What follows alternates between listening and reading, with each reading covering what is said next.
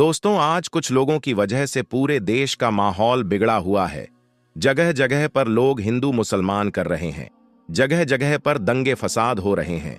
हाल ही में अपने हरियाणा के मेवात के नूह में देखा और सुना भी होगा कि किस तरह से वहां का माहौल बिगड़ा हुआ था। ऐसे बिगड़े हुए माहौल में हम आपको दो ऐसे वाकयात बताने जा रहे हैं जिसको सुनकर आप समझ जाएंगे कि ना तो सारे हिंदू बुरे होते हैं और ना ही सारे मुसलमान बुरे होते हैं। सिर्फ कुछ लोग बुरे हैं जो अपने फायदे के लिए ऐसा कराते हैं। यह दोनों वाकया यकीनन आपके दिलों से नफरत को मिटा देंगे। इसीलिए आज की यह वीडियो आप सभी के लिए बहुत ही ज्यादा खास है। आप हिंदू हो या मुसलमान, आप इस वीडियो को आखिरी तक जरूर देखें। और अगर आपको यह लगे कि यह वीडियो हिंदू और मुसलमान को एक करने में मददगार साबित हो सकता है, तो आप इस वीडियो को दिल से एक लाइक करें और मेहरबानी करके इसे शेयर भी कर दें ताकि और भी लोगों के पास यह वीडियो पहुंच जाए। तो चलिए शुरू करते हैं दोस्तों। पहला जो वाकया है यह है इलाहाबाद की रहने वाली है एक लड़की जिसका नाम आरती था। आरती लखनऊ में रहकर अपनी पढ़ाई पूरी कर रही थी। आरती उस दिन अपने घर इलाहाबाद जाने वाली थी, मगर उसी दिन उसके किसी फ्रेंड के घर पर कोई पार्टी थी, इसलिए उसने सोचा कि पहले मैं अपने फ्रेंड के घर पार्टी अटेंड कर लेती हूँ, उसके बाद शाम को अपने घर चली जाऊंगी। बस यही सोचकर उसने अपना रिजर्वेशन भी करवा लिया था। उसके बाद आरती ने पार्टी अटेंड की और फिर शाम को वह सीधे अपनी फ्रेंड के घर से निकली और रेलवे स्टेशन पर पहुंच गई और जाकर ट्रेन में अपनी सीट पर बैठ गई। आरती का रिजर्वेशन जिस बोगी में था उसमें लगभग सभी लड़के ही थे जिनके हंसी मजाक आरती को खूब डरा रहे थे। टॉयलेट जाने के बहाने से आरती पूरी बोगी घूम आई थी। मुश्किल से पूरी बोगी में 2 या 3 औरतें रही होंगी। यह देखकर आरती डर के मारे कांप सी गई, क्योंकि पहली बार वह रात के वक्त ट्रेन में अकेली सफर कर रही थी। इसीलिए वह पहले से ही बहुत घबराई हुई थी और अब उसकी बोगी में सारे लड़के ही भरे पड़े थे। यह देखकर अब और भी ज्यादा डर गई।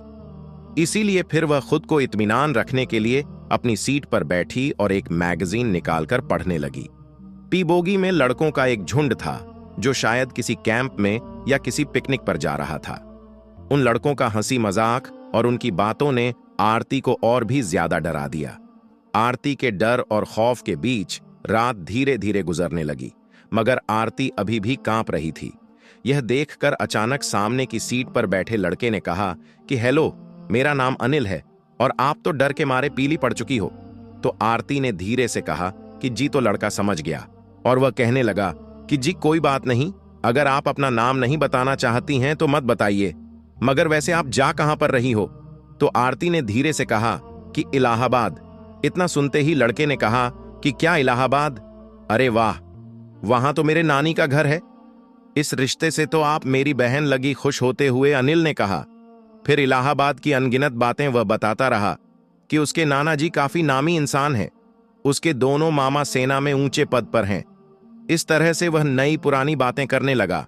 आरती भी धीरे धीरे नॉर्मल होकर अनिल की बातों में दिलचस्पी लेने लगी और आरती रात भर अनिल जैसे भाई के साए में सोती रही। सुबह आरती ने कहा कि लीजिए, आप मेरा पता रख लीजिए, कभी नानी के घर आना हुआ तो आप हमारे घर भी जरूर आइएगा। तो यह सुनकर लड़के ने कहा कि कौन सा नानी का घर? अरे बहन, वह तो मैंने आपको डरते हुए देखा तो मैं झूठ मूठ के रिश्ते गाड़ने लगा था। मैं तो पहले कभी इलाहाबाद आया ही नहीं।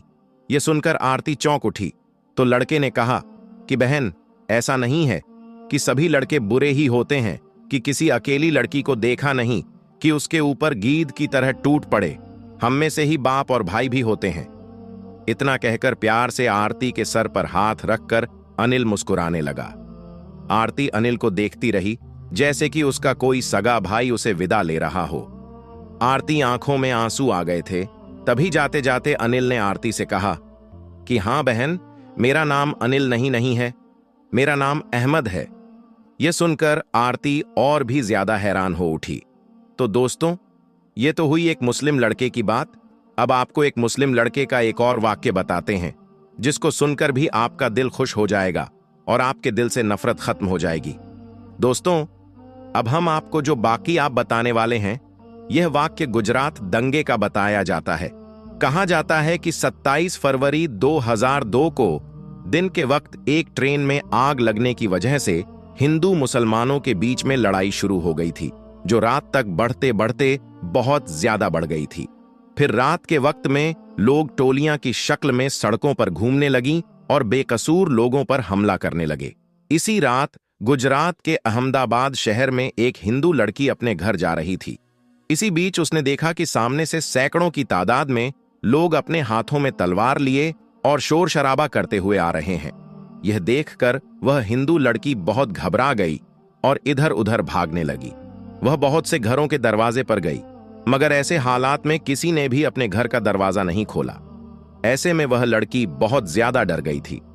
फिर वह भागते भागते हड़बड़ा में एक मस्जिद में दाखिल हो गई, यानी कि फिर वह धोखे से एक मस्जिद में घुस गई और एक कोने में छुपकर खड़ी हो गई।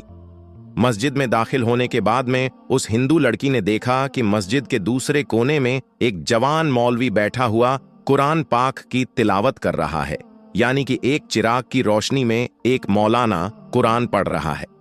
मौलवी को देखकर फिर वह हिंदू लड़की उनके पास गई और उनको बाहर का सारा माजरा बता दिया, यानी कि उस मौलवी को सब कुछ बता दिया कि वह ऐसे ऐसे अपने घर को जा रही थी।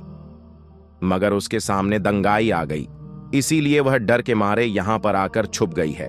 फिर वह हिंदू लड़की मौलाना के सामने हाथ जोड़कर कहने लगी कि आप मुझे बचा लीजिए, आप मेरी हिफाजत कीजिए।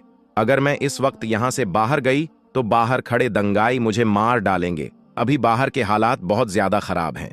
ऐसे माहौल में अब मैं अपने घर को नहीं जा सकती हूँ, इसीलिए मैं रात भर आही पर रहकर गुजारना चाहती हूँ। फिर वह हिंदू लड़की हाथ जोड़कर मौलवी से कहने लगी कि मैं आपके सामने हाथ जोड़ती हूँ, आप मुझे रात भर यहां पर रुकने की इजाजत दे दें। लड़की की इन बातों को सुनने के बाद मौलवी साहब उठे और मस्जिद के दरवाजे पर गए और बाहर के हालात को देखने लगे। मौलवी साहब ने देखा कि बाहर के हालात वाकई में बहुत ज्यादा खराब थीं। सैकड़ों की तादाद में लोग हाथों में लठ लिए इधर उधर घूम रहे हैं और बहुत से लोग हाथों में तलवार लिए मस्जिद के बाहर खड़े हुए हैं। यह देखकर मौलवी साहब भी बहुत डर गए। उन्होंने मस्जिद का दरवाजा बंद किया और अंदर आकर उस लड़की को मस्जिद में रुकने की इजाजत दे दी। अब वह लड़की मस्जिद के एक कोने में आकर बैठ गई। वहीं मस्जिद के दूसरे कोने में मौलाना साहब फिर से कुरान पढ़ने में मशरूफ हो गए, यानी कि कुरान पाक को पढ़ना शुरू कर दिया। उस मौलाना के सामने एक चिराग रखा हुआ था जो जल रहा था। अब इधर वह लड़की मस्जिद के दूसरे कोने में बैठी मौलाना साहब को देख रही थी। तभी उस लड़की ने देखा कि मौलाना साहब ने कुरान पढ़ने के दौरान अपनी एक उंगली को उस चिराग में डाल दिया और अपनी उंगली को झालान लगे। फिर थोड़ी देर के बाद मौलाना ने वापस अपनी उंगली को चिराग से बाहर निकाला और फिर से वह कुरान पाक पढ़ने लगे।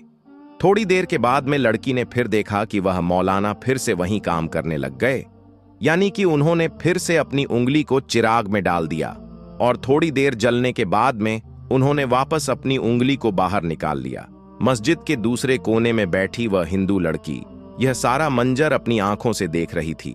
यह देखकर वह लड़की हैरान और परेशान हो गई और सोचने लगी कि यह मौलाना साहब कहीं पागल तो नहीं हो गए हैं जो बार बार अपनी उंगली को आग में जलाते हैं। खैर दोस्तों, फिर ऐसे सोचते सोचते उस लड़की की आंख लग गई, यानी कि उसको नींद आ गई और फिर पूरी रात निकल गई और सुबह हो गई। सुबह वह मौलाना उठे और मस्जिद के दरवाजे पर गए और उन्होंने बाहर के हालात देखे। मौलाना ने देखा कि उस वक्त बाहर कोई भी नहीं था, यानी कि सारे दंगाई वहां से जा चुके थे। फिर वह मौलाना उस लड़की के पास गए और कहने लगे कि बहन उठो, हमारी नमाज का वक्त हो गया है। अभी थोड़ी देर के बाद ही यहां पर बहुत सारे नमाजी आने वाले, इसीलिए अब तुम्हारा यहां पर रुकना मुनासिब नहीं है, क्योंकि अगर लोगों ने तुमको यहां पर देख लिया तो लोगों में बदगुमानी पैदा हो जाएगी, लोगों में एक डाउट पैदा हो जाएगा। इसीलिए अब तुम जल्दी करके यहां से चली जाओ और मैंने बाहर जाकर देख भी लिया है। अभी बाहर के हालात नॉर्मल है, बाहर का रास्ता भी साफ हो चुका है। अब आप आसानी से अपने घर को जा सकती हैं। आओ, अब मैं तुमको बाहर तक छोड़ देता हूं। यह सुनकर उस लड़की ने कहा कि अगर बाहर का रास्ता साफ हो चुका है तो मुझे जाने में कोई हर्ज नहीं, मगर मैं जाने से पहले आपसे एक बात जरूर पूछना चाहूंगी। मैं आपसे एक सवाल करना चाहती हूं, पहले आप उसका जवाब दें। यह सुनकर मौलाना साहब कहने लगे कि पूछिए बहन, क्या पूछना चाहती हो? तो वह कहने लगी कि मौलाना साहब, आप ये बताइए कि आप रात भर अपनी उंगली को चिराग में जलाने की कोशिश क्यों कर रहे थे? यह सुनकर मौलाना साहब कहने लगे, बहन इसके बारे में आप ना ही पूछो तो अच्छा है, क्योंकि यह मेरा जाति मामला है, इसीलिए मैं इसके बारे में आपको नहीं बता सकता। तो यह सुनकर वह लड़की कहने लगी कि जब तक आप मुझे इसके बारे में नहीं बताएंगे तब तक मैं यहां से वापस नहीं जाऊंगी। इसीलिए फिर मौलाना साहब को इसके बारे में मजबूरन बताना पड़ा। फिर वह मौलाना साहब कहने लगे, देखो बहन, बात दरअसल यह है कि जब तुम रात के वक्त यहां पर आई थी तो तुम्हारी खूबसूरती को देखकर शैतान ने मुझको बेहका शुरू कर दिया था। इसीलिए फिर मेरे दिल में नफ्स अति ख्यालात उभरने लगे थे, यानी कि तुमको देखकर मेरे दिमाग में गलत गलत और गंदे ख्याल आने लगे थे और वह मुझको बेचैन करने लगे थे। इसीलिए फौरन मेरे दिल ने मुझसे कहा कि अगर तुम बुरा काम करोगे, अगर तुम गलत काम करोगे तो कल कयामत के दिन तुम्हें जहन्नम की आग में जलना पड़ेगा, जो इस दुनिया की आग से 70 गुना ज्यादा भयंकर होगी, ताकतवर होगी। इसीलिए पहले तुम इस दुनिया की आग का मजा छक लो। बस यही सोचकर फिर मैंने अपने दिल की बात को मानते हुए अपने जिस्म को आग के हवाले कर दिया और अपने जिस्म को आग का मजा छका लगा और अपनी नफ्स से कहने लगा कि अगर तुझ में आग की तपिश को बर्दाश्त करने की ताकत है तो फिर तुम्हारी मर्जी है, तुम जो चाहे वह कर लो। अगर तुम इसको बर्दाश्त कर सकते हो तो फिर तुम यह गुनाह कर लो। इसी वजह से रात में जब जब भी मेरे दिमाग में गलत और गंदे ख्याल आए तब तब मैंने अपने नफ्स को आग के हवाले कर दिया और नाफसु आग की तपिश देखकर मेरी नफ्सिलिन रात गुजर गई। तो दोस्तों, देखा आपने, ना ही सारे हिंदू बुरे होते हैं और ना ही सारे मुसलमान बुरे होते हैं। बुरे कुछ गिने चुने लोग होते हैं जिनको बुरा बना दिया जाता है, क्योंकि वह बुरा बनेंगे तभी वह किसी का फायदा वहां पर होगा। कुछ लोग हैं जो अपने फायदे के लिए हिंदू मुसलमान को लड़ावाने का काम बड़े लेवल पर कर रहे हैं। इसीलिए आप ऐसे लोगों की बातों में कभी ना आए और आपस में सब मिलजुल कर रहे। इसी में हम सबका फायदा है, हमारे देश का फायदा है। उम्मीद करते हैं प्यारे दोस्तों, आज का ये वीडियो आपको पसंद आया होगा। अगर ये वीडियो आपको पसंद आया है तो दिल से इस वीडियो को लाइक करें और मेहरबानी करके कम से कम अपने 3 दोस्तों तक इस वीडियो को जरूर शेयर करें।